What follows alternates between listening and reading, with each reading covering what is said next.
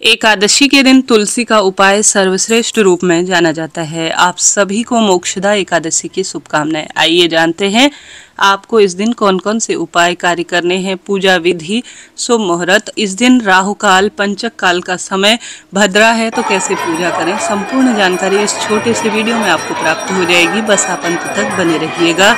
आपसे अनुरोध है, भगवान का सुमिरन करते हुए आप भगवान जी के जयकारे कमेंट्स बॉक्स में जरूर लगाइएगा। एकादशी व्रतों की जननी स्वरूप में कही गई है। एकादशी व्रत करने वाले भक्त एक अलग ही अनुभूति में रहते हैं। जो इस एकादशी को करता है वह सब जानता है। ऐसे में आप सभी को सुंदर रूप में प्रथम बार भी अगर एकादशी व्रत शुरू करना चाहते हैं तो शुक्ल पक्ष का अच्छा समय है।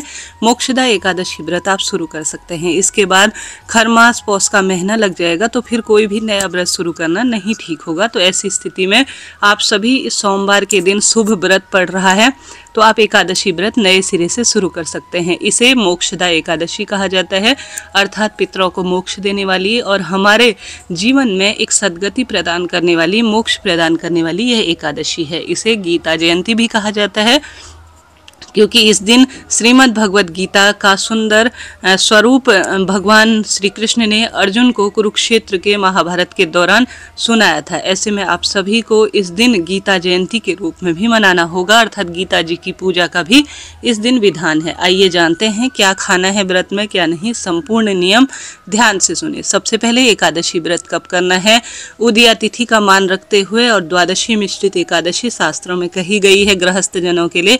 इस कारण से सभी पंचांगों में सोमवार 1 दिसंबर 2025 को मोक्षदा एकादशी का व्रत हमें करना होगा। एकादशी के नियम आप 30 दिसंबर रात्रि 9:29 से ही मान्य कीजिएगा और एकादशी तिथि समाप्त होगी 1 दिसंबर शाम 7:01 के आसपास। एकादशी तिथि जब से शुरू हो और समापन तक कभी भी प्याज, लहसुन, तामसिक चीज़ों का बिल्कुल भी सेवन ना करें। भले ही व्रत करें या ना करें, इस बात का ध्यान रखें। सोमवार का दिन है तो महादेव का भी यह दिन हो गया है, तो तामसिक चीज़ों को बिल्कुल भी आप अपने पूजा पाठ में या किसी भी स्वरूप में भोजन इत्यादि में आप चावल का भी प्रयोग नहीं करेंगे। इस बात का ध्यान रखें, यह श्रेष्ठ नहीं माना जाता। चावल के स्थान पर आप भगवान की पूजा में तिल का प्रयोग करें और तुलसी में जल नहीं चढ़ाना है। तुलसी की पत्ती भी एकादशी शुरू होने से पहले पहले आप अपने पास रख लीजिएगा। भगवान जी तुलसी पत्ते बिना कोई भी भोग स्वीकार नहीं करते, इस बात का ध्यान रखें। और एकादशी पर आप अपने बाल भी शैम्पू ना करें क्योंकि शैम्पू में भी केमिकल होता है जो आपका व्रत उपवास खंडित करने वाला हो सकता है। इस चीज़ का ध्यान रखें, तभी आपका व्रत उपवास सफल माना जाएगा। आप सभी छोटे छोटे नियमों को भूल जाते हैं जिस कारण से आपको व्रत उपवास और पूजा पाठ का फल नहीं मिलता है। तो चीज़ों को नोट करते हुए चलिएगा। एकादशी पर किसी भी पेड़ की पत्ती ना टूटने पाए, इस बात का ध्यान रखें। सूक्ष्म से सूक्ष्म जीव की भी किसी भी स्वरूप में उसे बाधित ना हो, इस चीज़ का भी ध्यान रखें।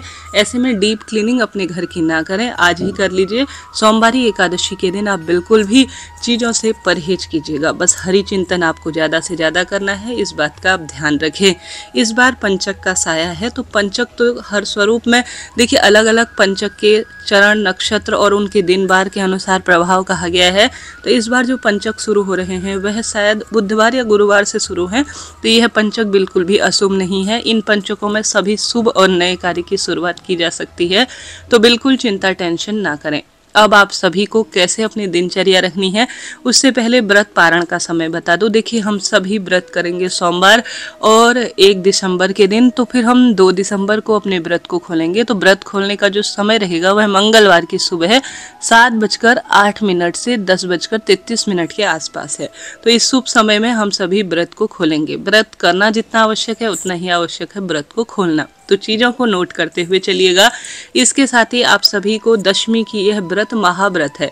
नियम 3 दिन चलते हैं। दशमी तिथि की रात्रि को आपको किसी भी स्वरूप में शुद्ध सात्विकता के साथ आप कोशिश करें सूर्य अस्त से पहले पहले ही भोजन कर ले, परंतु सबका ऑफिशियल वर्क वगैरह रहता है तो आप सभी रात्रि को भोजन कर सकते हैं, परंतु उसमें आप सभी तामसिक चीज़ें जैसे बैगन, उड़द की दाल, मसूर की दाल, प्याज, लहसुन, इन चीज़ों का बिल्कुल सेवन ना करें। शुद्ध सात्विक भोजन करें उसके बाद एकादशी सोमवारी है तो जल्दी उठे, सूर्य भगवान को जल चढ़ाएं, तुलसी में सिर्फ दीपदान करें, घर के दरवाजे पर हल्दी कुमकुम के जल का छिड़काव कर कर घर की थोड़ा बहुत साफ सफाई कर लीजिएगा। उसके बाद आप इस दिन लाल या सुंदर पीले रंग के कपड़े ही पहने, क्योंकि हरिहर का दिन है, उन्हें यही रंग प्रिय है।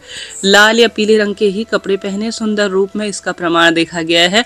धुले हुए कपड़ों की सबसे ज्यादा महत्वता है। मासिक धर्म में पहने हुए कपड़े या किसी भी स्वरूप में आप कहीं अशुद्ध स्थानों पर गए हैं तो भले ही वस्त्र पुराने हो परंतु धुले हुए होने चाहिए।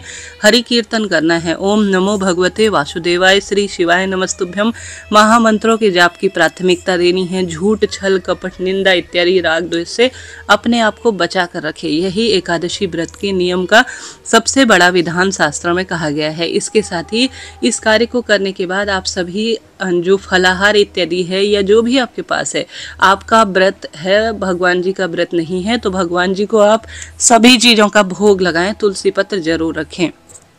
इसके साथ साथ आप सभी को एक काम जरूर करना है, वह है स्वधा स्रोत का पाठ शिव मंदिर में बैठकर या सामान्य रूप से सोमक पित्र की जय कहते हुए, स्वधा माता की जय कहते हुए और साथ ही पितरों के देवता आर्यमा का नाम लेते हुए जल के लोटे में गंगा जल डालना है, काला तिल डालना है, कच्चा दूध डालना है।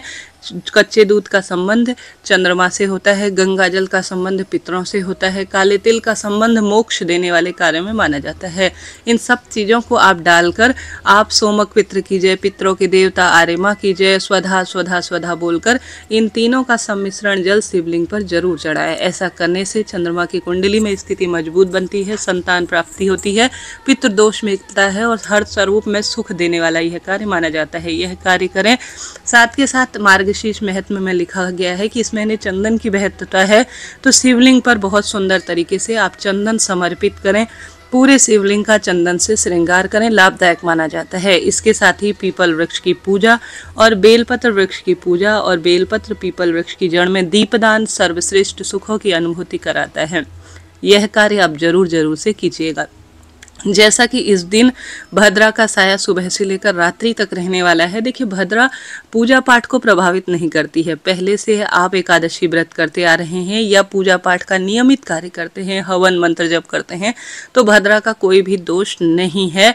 हाँ, अगर किसी नए कार्य की शुरुआत करना चाहते हैं तब भद्रा देखी जाती है, परंतु पूजा पाठ, एकादशी व्रत, उपवास में भद्रा का कोई भी साया नहीं है। राहु काल के अशुभ समय की बात करूं तो सुबह 8:15 से 9:33 के आसपास राहु काल का अशुभ समय रहने वाला है। इसके साथ ही एकादशी के दिन अभिजीत मुहूर्त अर्थात किसी नए कार्य की शुरुआत का समय 11:49 से 12:31 के आसपास रहने वाला है, जो कि अपने आप में शुभ और श्रेष्ठ है। इस दिन गीता जयंती है। अपने घर के मंदिर में पूजा विधि के रूप में आप श्री नारायण की मूर्ति को रखें माता लक्ष्मी के साथ, और श्रीमद् भगवद गीता जो कि हर घर में होनी चाहिए, नहीं है तो इस दिन लाकर आप स्थापित करें। सबसे पहले श्रीमद् भगवद गीता पर रोली, चंदन, मोली, अक्षत समर्पित कर गीता जी का जो है पूजन करें। यह शुभ और श्रेष्ठ माना जाता है। भगवान श्री कृष्ण के पूजन से ज्यादा फल देने वाला इस दिन होता है। और श्री कृष्ण के विग्रह स्वरूप पर आप शंख में कच्चा दूध और तुलसी पत्र रखकर भगवान का सुमिरन करते हुए ओम नमो भगवते वासुदेवाय या भगवान श्री कृष्ण के कोई भी नाम मंत्र को मोबाइल में चलाकर या स्वयं से गुनगुनाते हुए भगवान जी को स्नान जरूर कराएं। इसके साथ साथ आप भगवान की तुलसी की लकड़ी को घिसकर हरिचंदन की सेवा जरूर दीजिएगा। तुलसी की लकड़ी को किसी पत्थर पर घिसकर अगर श्री नारायण के विग्रह स्वरूप को सुंदर रूप में इस चंदन से श्रृंगारित करते हैं तो कहा जाता है भगवान जी एक बार गले जरूर लगाते हैं और मोक्ष की अनुभूति कराते हैं। तो यह कार्य आप जरूर करें। इस दिन गीता जी के किसी भी अध्याय का, 7वें अध्याय का या गीता जी का पाठ या किसी भी श्लोक इत्यादि का या हिंदी में किसी भी स्वरूप में आप श्रवण करते हैं तो यह अद्भुत लाभ देने वाले कार्य में माना जाता है। किसी सत्संग में आप शामिल होते हैं या भगवान का सुमिरन किसी न किसी स्वरूप में करते हैं तो यह अद्भुत लाभ होता है। इस दिन जो मैंने आपको विदित कराया, इस दिन अमृत काल का समय 9:05 से 10:34 के आसपास रहने वाला है। यह काम भी हर स्वरूप में यह समय श्रेष्ठ माना जाता है। दोपहर में विजय मुहूर्त 2:55 से 2:37 है, जो कि सबसे श्रेष्ठ रूप में जाना जाएगा। इन समय में आप चुनाव करते हैं किसी भी स्वरूप में नए कार्य के लिए तो श्रेष्ठ और शुभता देने वाला यह कार्य होता है। इस दिन ब्रह्म मुहूर्त सुबह 5:08 से 6:02 के आसपास है।